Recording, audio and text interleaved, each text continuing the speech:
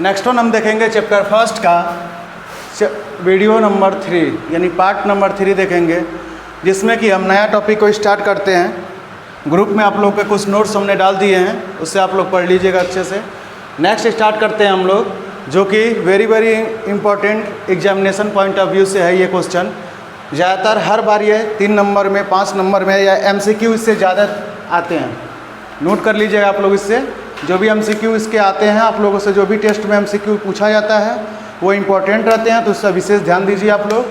National health policy यानी NHP, इसका establish हुआ था हमारे गवर्नमेंट द्वारा। जब ये फर्स्ट टाइम इस्टेब्लिश हुआ था, तो ये फर्स्ट टाइम इस्टेब्लिश हुआ था 1983 में। फर्स्ट टाइम कब हुआ था? 1983 में इसको इस्टेब्लिश किया गया था, लोगों के प्रति जागरूकता फैलाने के लिए। ठीक कि इसमें जो भी हेल्थ की पॉलिसी है, जो भी ऐसे लोग हैं जो बीमार होते हैं, ठीक, उसके समय पे नहीं उनका इलाज हो पाता है, इन सब चीज़ों को ध्यान रखते हुए इसकी पॉलिसी का संगठन का एक बनाया गया था।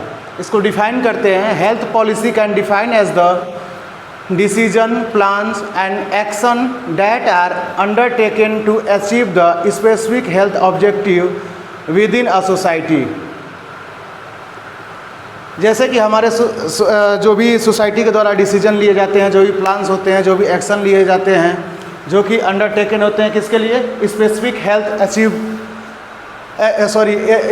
Health objective with in a society. जो हमारे सोसाइटी में जो भी अचीवमेंट जो भी आते हैं, जो भी चीज़ें डेवलपमेंट करती हैं हमारी सोसाइटी में, इन सब चीज़ों के बारे में इसको डिफ़ाइन किया गया था। कब इसका हुआ था? Ministry of government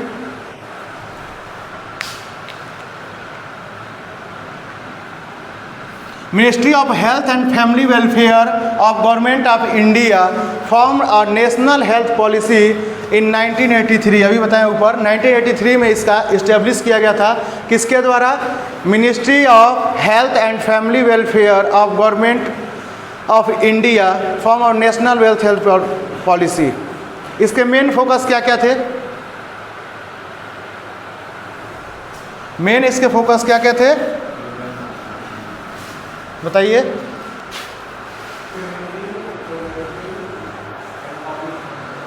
preventing, promoting and public health. Preventing से क्या समझते हैं आप लोग? ठीक। प्रोमोटिव से अवेयरनेस। पब्लिक हेल्थ से यानी लोगों की जो भी हेल्थ है उससे रिलेटेड ये है। इसमें ये चीज़ बताया गया था, इसका मेन फोकस था कि लोगों के प्रति जो भी उनकी बीमारियां हैं या जिस चीज़ में उनको प्रॉब्लम है रिलेटेड, हेल्थ के रिलेटेड, वो कैसे दूर किए जा सकते हैं, उसके क्या क्या नियम है, उसके क्या क्या कानून है, कैसे कैसे हम उससे बच सकते हैं किसी बीमारी के द्वारा, इन सब चीज़ों के बारे में इसमें बताया गया था। नेशनल हेल्थ पॉलिसी के अंडर में ये सारी चीज़ें को हम लोग को बताया गया था। ठीक है। इसको फिर से 2002 में रिवाइज किया गया था। ठीक है। इन 2002 it was revise and in the new NSP 2002 this ensure the dedication of the government toward the voluntary informed choice and also assist in family planning services. इसमें क्या किया गया था? 2002 में इसको, जैसे 1983 में इसको बनाया गया था, 2002 में इसकी और कुछ चीज़ें इसमें जोड़ दिया गया था, जिसमें था फैमिली प्लानिंग। फैमिली प्लानिंग के बारे में भी इसमें हर एक चीज़ को बारीकी से बता दिया गया था।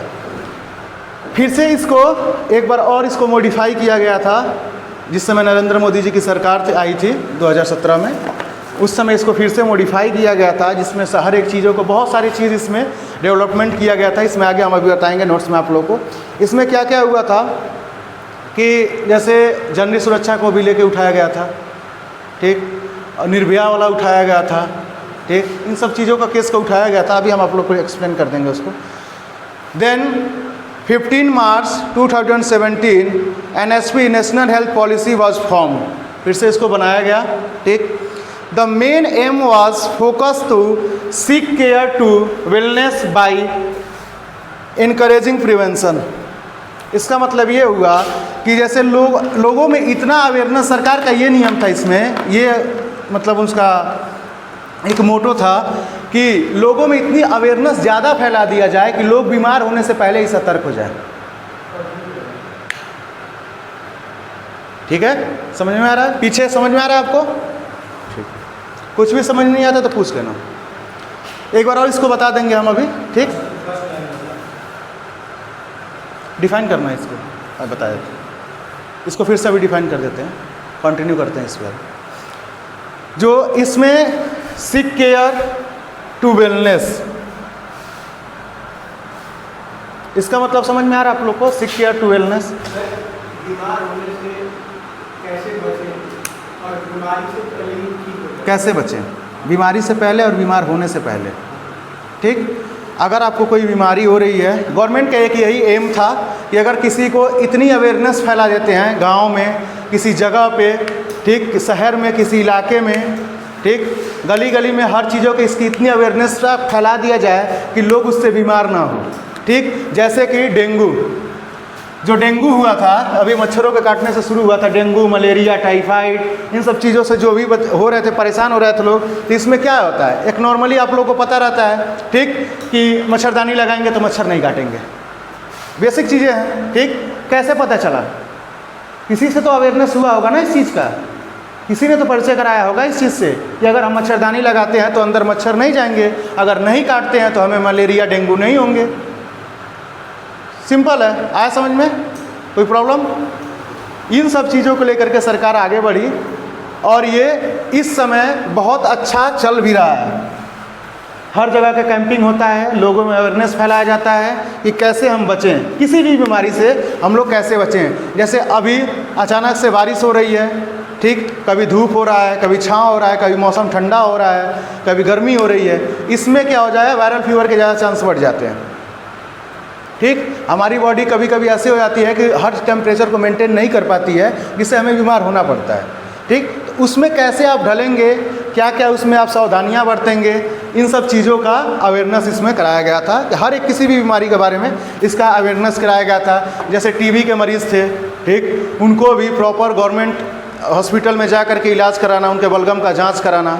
ठीक, अगर फैमिली प्लानिंग है तो इसमें ये बताया गया था कि कैसे आप जनसंख्या पर नियंत्रण पा सकते हैं। ठीक, क्या क्या कर सकते हैं। सरकार ने ही बोला था कि हम दो हमारे दो, एक बोल कर लेके चले थे, कुछ साल पहले की बात है, ये 12 के बाद ये आया था शायद, हम दो हमारे दो।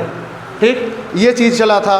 बहुत जगह पोस्टर, बैनर भी गवर्नमेंट ने लगवाया था कि हम दो हमारे दो, छोटा परिवार सुखी परिवार। इन सब चीज़ों से लोगों को अवेयरनेस फैलाया कि हम कैसे प्लानिंग कर सकते हैं अपनी फैमिली की, छोटी फैमिली है कैसे कर सकते हैं। इसमें नसबंदी से लेकर के महिलाओं में जो नसबंदी होती हैं, पुरुष में जो नसबंदी होती हैं, इन सब चीज़ों को अच्छी से उसमें सारा चीज़ों को बताया गया, लोगों में अवेयरनेस फैलाया गया।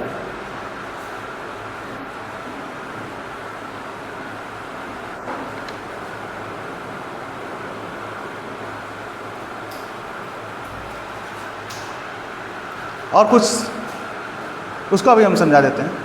ठीक है, वीडियो बन जाने तो उसको समझाते हैं, इसको थोड़ा बता के समझाना पड़ेगा।